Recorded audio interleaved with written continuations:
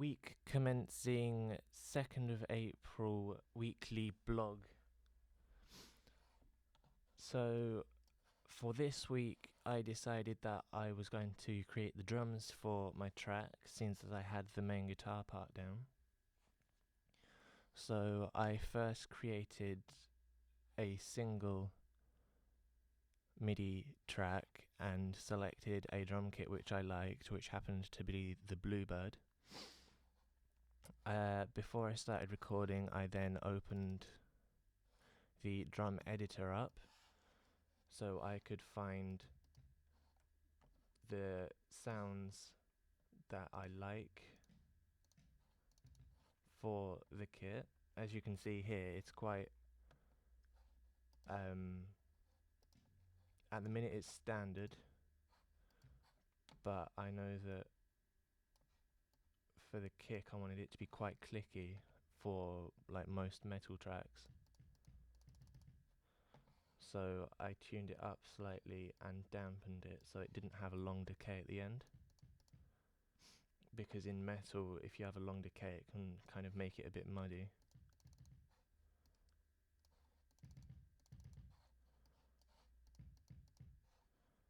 There. I knew that I wanted it quite clicky, so I tried to imitate a plastic beater hitting the battering head. So that's the kick. And then I proceeded to create the drum track all in one original track, and this is how the kick would sound.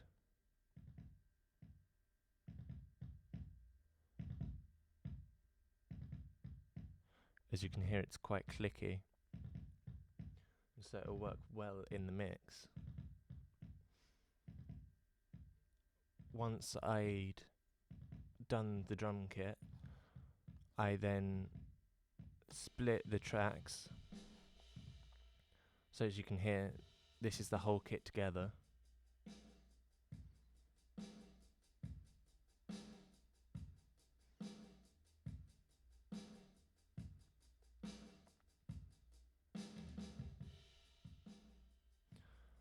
And I wanted to try and imitate a real drum kit because I didn't have the opportunity to find a drummer to do it. So I researched panning techniques for a live drum kit, so you'd have the toms kind of ranging through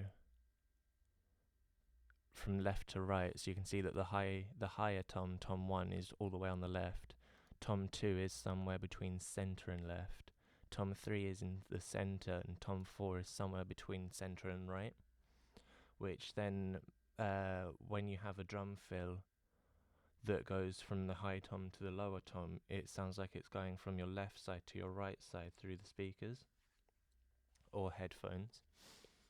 I think I then, so after this, I had done this, I wanted to try and make the snare a bit more real. So I ended up sending it to a bus, which you can see here, and put in the spatial, I think it's called the Space Designer, there it is. There's the Space Designer. I then looped the snare and the kick around for about 4 bars so I could find a reverb setting that I liked, and I ended up going into Small Spaces Room and finding the 0.6 second drum booth 4. I then proceeded to pull back the reverb slightly and pull the dry all the way up in the bus, so it still had the original snare sound going through the bus, but it was mostly reverb as well. I sent all the signal to the bus, and then of course it can change like that. So this is the dry snare sound.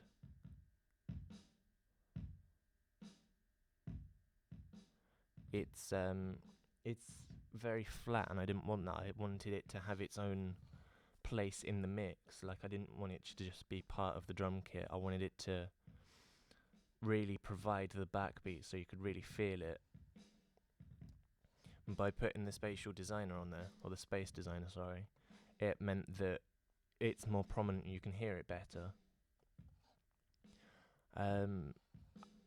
I then didn't really do any EQ or anything to the toms because I was happy with how they sounded.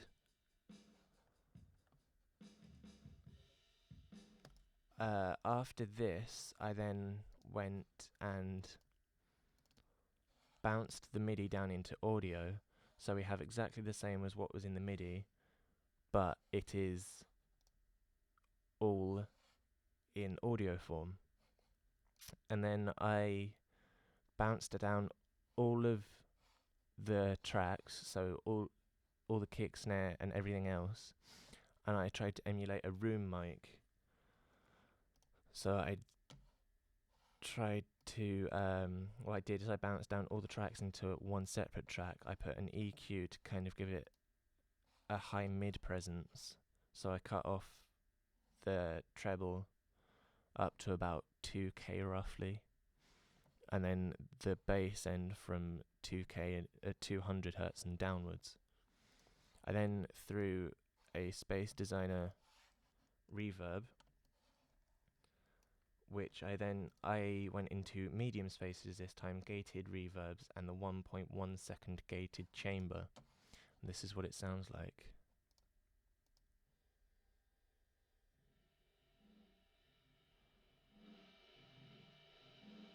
As you can hear, it sounds quite far away, and you can't, each part isn't really prominent.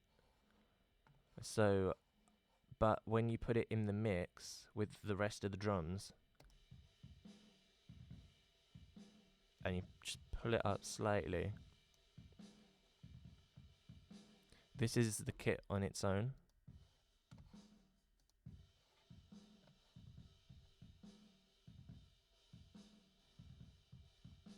And then this is with the emulated room mic.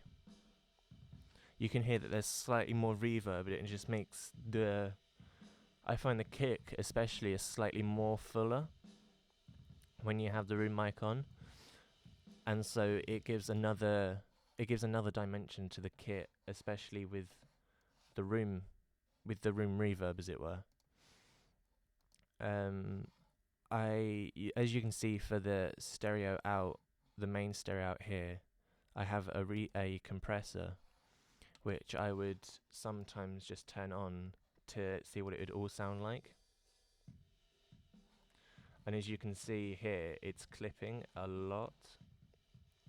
So I would normally keep everything how I have it here, which is a 4.1 to 1 ratio, a threshold of minus 20.5 decibels. I'd keep the knee attack and release all on auto, but then I would pull down the makeup till it stops clipping on the output, so until you see no red. As you can see on the kick, there was then a lot of clipping, so I would then go back and just pull it all down until it stopped clipping. As you can see, it's mostly the kick that's causing it to clip. So I will sometimes also pull down the output gain. There you can see it's now completely stopped. Mainly it's stopped in the red. So I just pull it down a bit more. I'll go back down to where it clipped. And then I'll see if it clips again. As you can see there, it didn't clip, it stayed blue. So once I'd done that, I knew that it was okay, that the kit wasn't going to cause the output to clip. As you can see here, you have a lot of yellow up on the individual track faders, but when you come over to the main output up here, or if I go to the mixer, you can see that the stereo out is staying quite in the same place, and it's not peaking above, I'd say probably about 12 on the mark. This means that I think especially for kind of the recording processes, it means that you're not going to be drowned out when you're recording the guitar, so you can hear what you're doing. And when it comes to mixing, it's always good to have, I think, anywhere up to -9 decibels to just give the person who's mixing and mastering the opportunity to bring it up and fill the mix out as much as possible. So this is what I'd done for this week. Next week I hope to maybe have at least the rhythm guitar down, if not rhythm and lead guitar. And so I will continue and then do another update then.